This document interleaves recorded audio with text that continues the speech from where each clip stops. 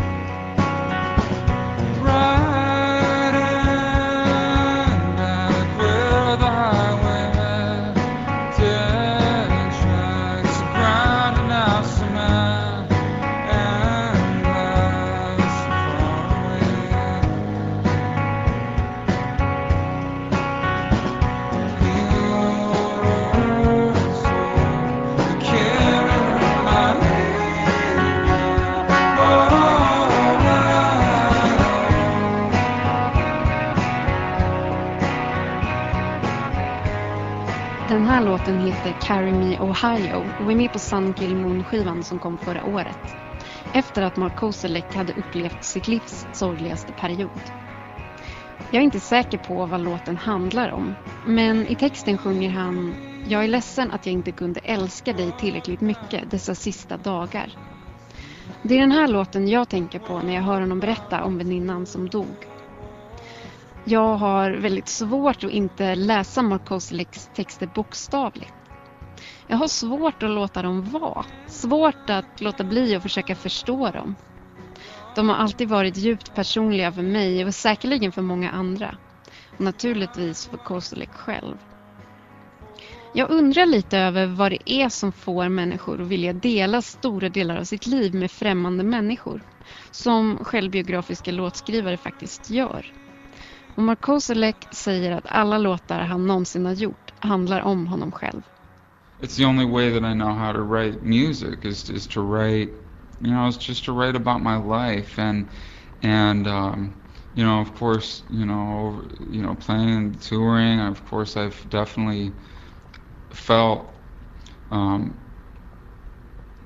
some intensity, now and then from fans, and there's times where things just kind of get too close, where people, I feel like they try to get a little too close for me, and I think, I'm uncomfortable with that a lot. I think the more time is going by, the more I just want to close myself off from that. I don't like playing music and then after the show kind of, basking in the glory of talking heads and all that. I think there's something about that makes me a little bit uncomfortable. I think I've just for some reason, I think this thing that I do, it makes people sometimes, want to get too much from me or something.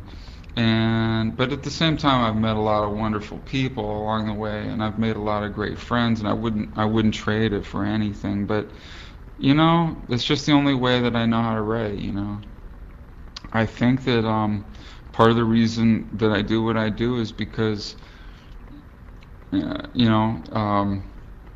I feel uncomfortable sometimes, talking with people. Like right now, this whole interview, I feel uncomfortable, and if a group of people walked in here right now, and I'd be like, I couldn't even talk. I think that on certain levels, I'm uncomfortable. When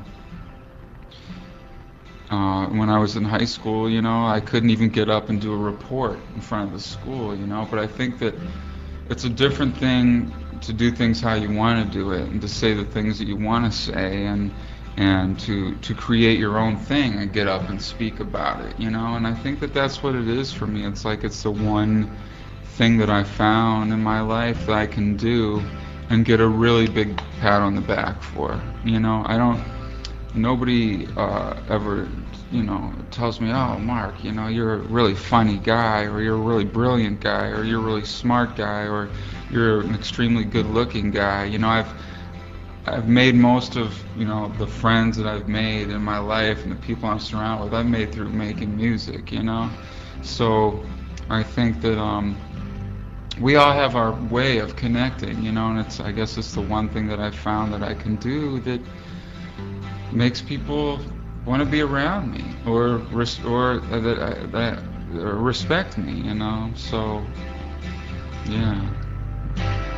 Gently in the ragged hole, curled up and warm, like Jesus' child, a breath so thin, angelic way.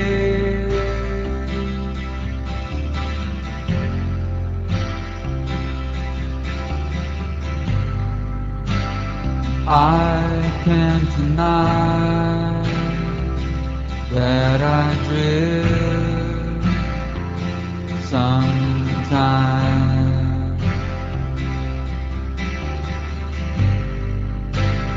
even in these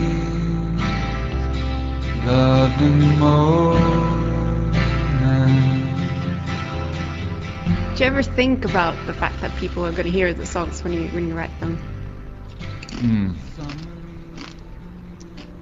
Sometimes a little bit, but not in a way that you would think. It's more like sometimes I'll write a song, and there might be every indication that it's about a certain person, but it's really not. It could be about somebody else or about something else, and sometimes I think, I bet that this person is going to think this song is about them, and it's not, like, sometimes I think about things like that, and I keep so many secrets, like, there are so many songs that people don't, I've never told anybody what Carry Me Ohio is about, or who that, but there's probably several people in Ohio who may think, there's more talking about me in this song, but I keep a lot of secrets, But I guess in that way I think about that, yeah. Have you ever had anybody react in a bad way to the song you've written? There's, you know, there are people that I'm still in touch with, a few friends, maybe ex-girlfriends, who are still close to me in my life, who for some reason I never wrote a real positive song about them. Maybe I spent a few years with somebody, I only wrote one song, and it was maybe when things ended or something. And I think that maybe there's a, you know, not, and this is, I don't think this is anything that really brings them down that much. I think they're all still like sleeping well and, you know, getting up in the morning and going on with their day just fine. But I think there's a few people who think, I wish he would have written a few other things, you know, a few other songs about me.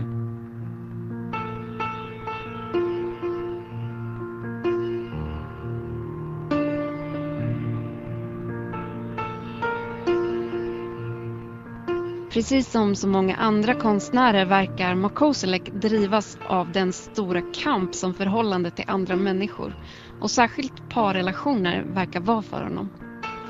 Hans texter, särskilt de tidiga Red House Painters-låtarna, handlar mycket om svarta, otäcka versioner av kärlek och krossad kärlek. Den här Red House Painters-låten är en nästan hatisk sång om ett förhållande. En verbal attack på någon som inte räcker till, som inte är bra nog. Men genom allt lyser en nedbruten, besviken kärlek. Låten heter Mistress. The light color in this room, the sunshine seeping in, doesn't mix with the blackout. Death's angel luminous.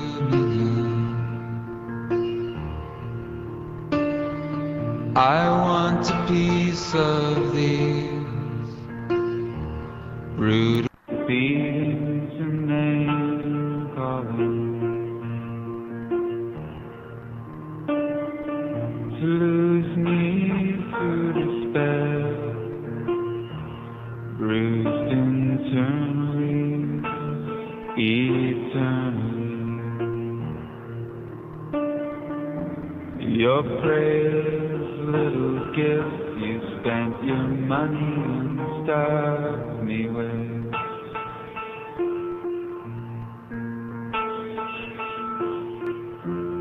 Didn't amount to anything. Do you enjoy being in love? Yeah. Yeah, no. I do. I think it's always, you know, when that happens, I think, you know, it's always scary because you almost always know it's gonna get messed up. You know, it's amazing for me right now because my friend Adriana just had a baby, and my friend Peter here, he saw me with, he has a 2 month old son now, and as I'm getting older, I'm 37 now, it's like I'm really starting to feel like, you know, like I was watching Austin Powers in my hotel, and there's a line in Austin Powers where he says there's nothing more pathetic than an aging hipster, you know? And it's just like, I just froze, like that's what I've become. I'm just this aging hipster, and all my friends are in their 30s, and they're all getting married and having children, and they've been with the same person for 5 years, and they're probably going to be with that person for the rest of their lives, and I haven't been able to manage to do that, you know? I don't know why, but it's been very complicated, you know. Yeah. Some escape, some doors open, this path into blackness, but I guess it's the same thing. But there in the clearing, I know you'll be wearing a young and clean smile, waving your hand. Can't go with my heart when I can't feel what's in it. I thought you'd come over, but for some reason you didn't. Glass on the pavement under my shoes. Without you is all my life amounts to.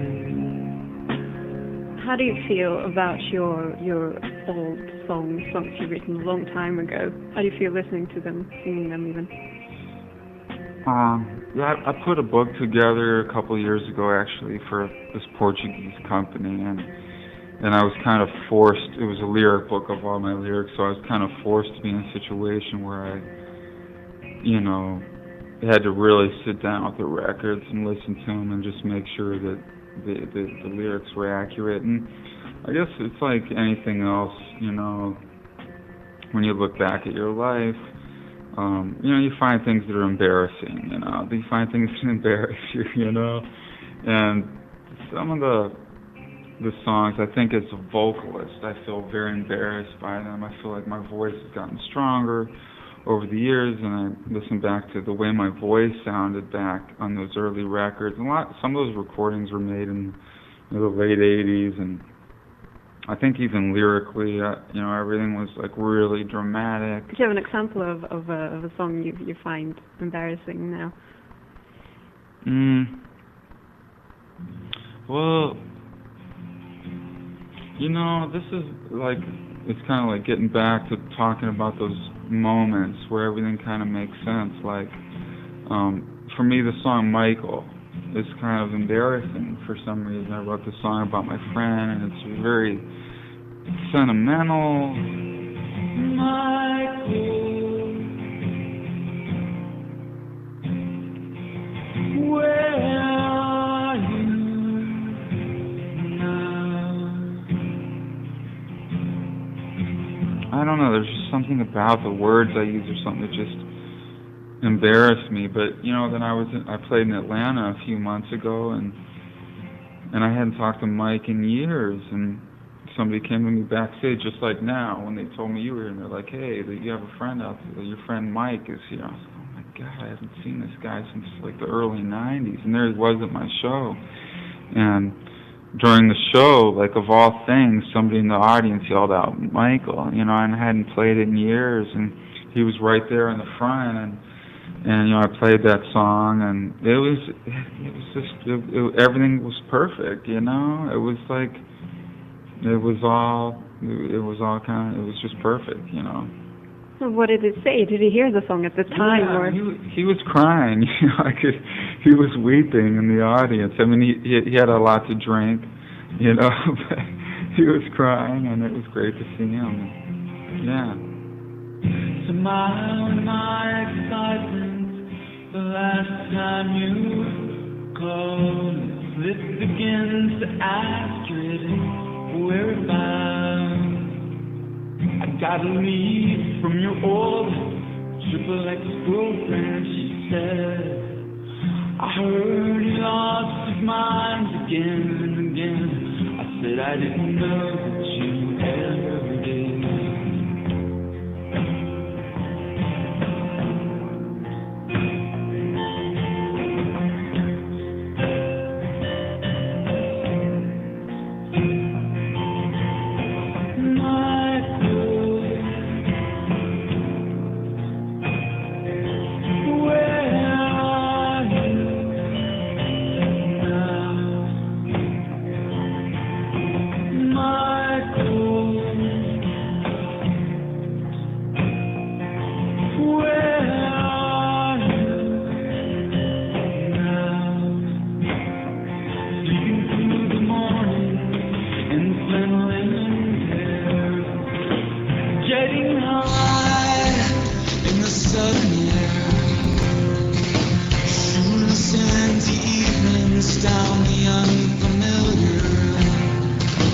Last with the salt water breathing.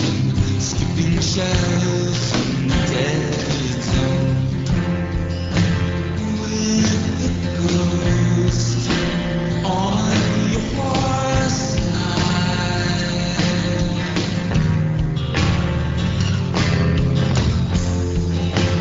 Of the state borderline, whispering, take it, take it, take it, take it,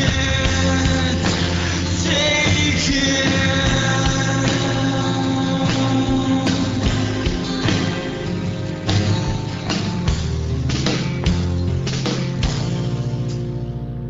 Do you remember our first subway ride? Our first heavy metal haircuts? Our last swim on the East Coast? And me with my ridiculous looking pierced nose. I remember your warm smile in the sun, the daydreaming boy without shirt on, the burning amber father left the mother of 3 sons. You're the oldest juvenile delinquent bum.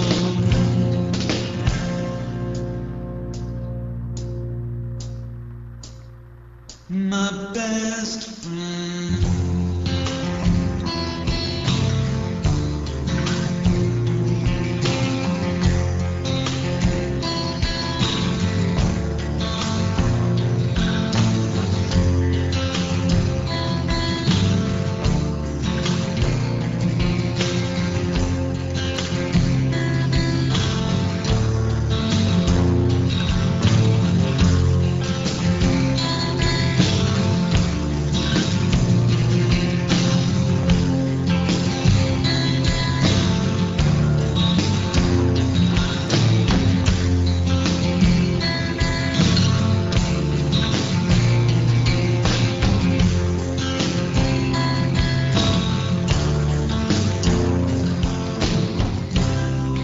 Den här sista låten heter Michael och är med på Red House Painters första skiva. Petri Pop och jag som heter Hanna Fahl hade alltså träffat sångaren Mark Kozelek. Hans nya band heter Sun Kil Moon. Om du vill veta